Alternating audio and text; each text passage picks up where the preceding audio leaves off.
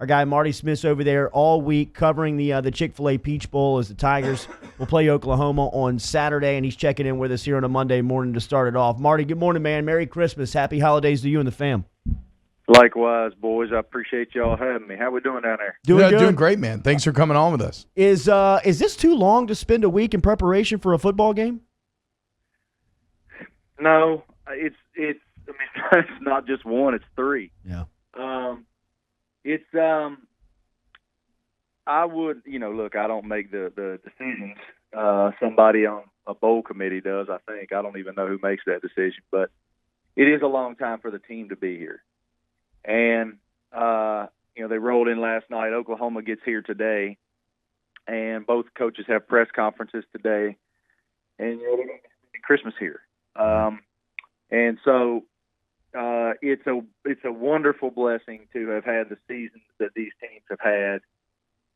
But it is a long time in one place. It's a long time in one hotel. All right. Sorry, go ahead. And a lot comes with that. Yeah. Marty Smith checking in with us from Atlanta this morning. Remember on Twitter, at Marty Smith ESPN, and great gift ideas is the book Never Settle, Sports Family and the American Soul, written by Marty Smith, which is now a New York Times bestseller. Hey, Congratulations. Congrats, Marty. How does it feel to have that in front of your name? I need some sort of recording of people cheering. Thank you, guys. You're as close to this program and the coach as anybody. How do you feel their mood is as they get off the bus in Atlanta getting ready for Saturday? Amazing. I had the opportunity last night when I got off the bus to chat with Coach O, as you guys said, and I asked him 5 or 6 questions. And the first one that I wondered was, how would you detail the last couple of weeks since you won the SEC championship? How many cities? How many stops? Because not only is the recruiting schedule so exhaustive now, especially for teams that qualify for the playoff, but if you qualify for the playoff, that means you got a lot of really good players who've done great things individually, which means the awards season. Yep. And certainly, I mean, LSU won everything there is to win. Joe Burrow won every award you could win at his position. Yep. And Jamar wins the Bullet. Grant wins the Thorpe. And Brady wins the Broyles. Is that what it is? Yeah, right? And the O-line took home the O-line of the Year award. That's right. And so a lot comes with that, too. And he feels like they're in a really good place. They have great spirit. They're all very grateful for all of that. But at the same time, I asked him, as a follow-up, how do you think they've managed this layoff? And he used the word fantastic. He really liked what he saw in practice. They rested well throughout last weekend, and he said he could see their focus as they traveled yesterday. And he's also extremely complimentary of Oklahoma now that he's really had time to dig in and study them on film. He told me it's the fastest team they've seen on film. And is just so impressed with how explosive Hurts and CD Lamb are. And he also told me their defense is a lot better than you guys believe they are. And so they're very cautious about Oklahoma's talent. Y'all, Hurts is different. You guys know that. We covered him at Alabama too. He's a different kind of breed. I could see it in him from the time that Tua got that job. Yep. To say businesslike is an understatement. Yeah. A chip on his shoulder is an understatement. He's got stuff to prove. And there's no better stage and no better team against which to prove it than the number one team in the land who has mowed everybody down. You get anything out of him about Clyde? I did not. I watched him walk last night, and I didn't see any hitch in his giddy up. Okay, so, little boots on the ground, Marty. Let's go. That's all I can tell you. I did not get anything. There's a press conference today, and I feel certain that will come up again, and so we'll see what he says. Look, man, I don't know. You guys know way more than I do, being immersed in it down there every single day. Yeah. The extent to which he's nursing something. Yeah. I think you'd have to saw that man's leg off for him.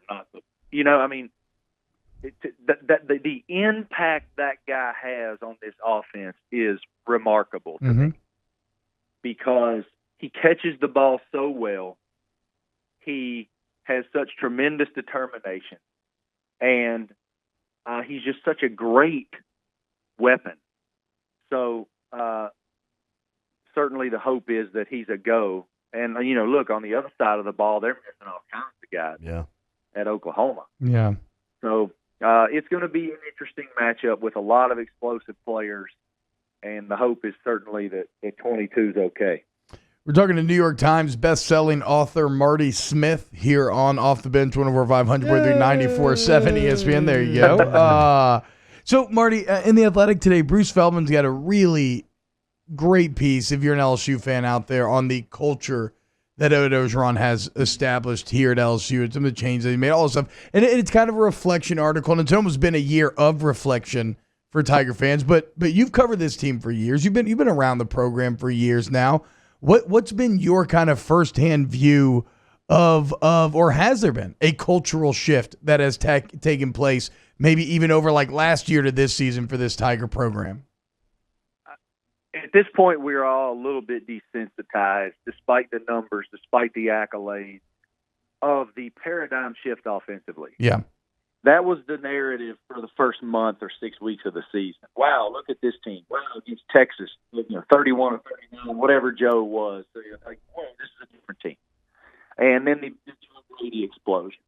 But I think that's the most shocking thing in college football this year, to me, because if you look at what we were all accustomed to for all those years, and what we always heard, it's going to be different this year. They have all the weapons and all the talent. And this year they come in, and the first day of installation, Burrow's looking at this playbook and pointing at pages and looking up at Coach Ensminger and Coach Brady and saying, "What the hell is this? What the hell is this? What the hell is this?" That's the keys to the Ferrari, son. and that's exactly right. That's what we know, your skill set. We believe that you have a different level of skill set than anyone else does. Here, go run this. We believe you can do it. And it took us about 6 drives to realize, okay, they're going to take a different approach. And that, to me, is the cultural shift. I know from the second he was handed the interim job, Coach O began a shift from what Les did. Yeah. From the second he took that role. And now, I think this is a really long-winded conversation to have over beers. But no doubt. I think when Joe Burrow, who felt like he had a dream, that dream had to shift, and he had to learn about himself, and then he had to have someone embrace him, and then the people that embraced him offered him this opportunity to truly show not only what he can do, but who he is utterly parallel to Coach O. Yep. That's a great point. He's had this winding road all over the country. He's grown as a man. He knows exactly who he is through all of those obstacles. And he's now paired with this quarterback who has any team. Look at the quarterbacks involved in the playoffs every year. Yeah. In college football, you have to have that dude. And, was Blake Sims a Heisman candidate? No. Jake Coker? No. But Lane Kiffin's brilliant. Right. He made those guys great. Most of the time, your quarterback has to be a dude. Yeah. And so here, this two-headed monster of very like-minded philosophical approaches. We're blue-collar. We're tough as hell. We approach life like a linebacker with snot, bubbles, and blood. And we're going to go do this our way. And it couldn't be more Louisiana, y'all. Yeah, no, it couldn't. You're not wrong about that. About as Louisiana as the governor and 2 lobbyists sitting on the front row of the Heisman dedication last Saturday night for the announcement. Marty, you were in the building. That might be more Louisiana. I got 90 seconds because you were in the building that day when Burrow ran into Louis Bourgeois' office because it was storming outside looking for footballs, and he wanted to get out there and run and throw the passing tree to the wide receivers.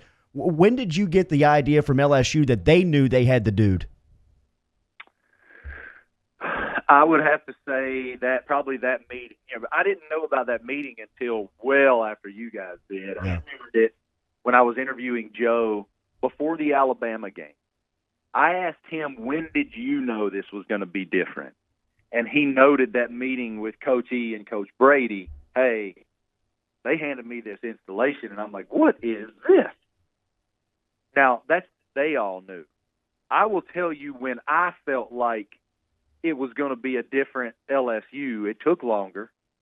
But how many years was the narrative, man, if the quarterback could play to his potential? How many years? Yeah. When Joe Burrow chose LSU, y'all, I've known him from the Ohio State days.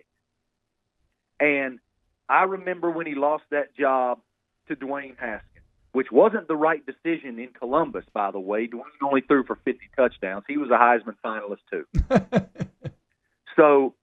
So when I came to Baton Rouge, Louisiana, after week 2 last year, and I did a feature on Joe Burrow, I asked my boss, please let me go to Louisiana and do a story on this guy, because I promise you he's different. Wow.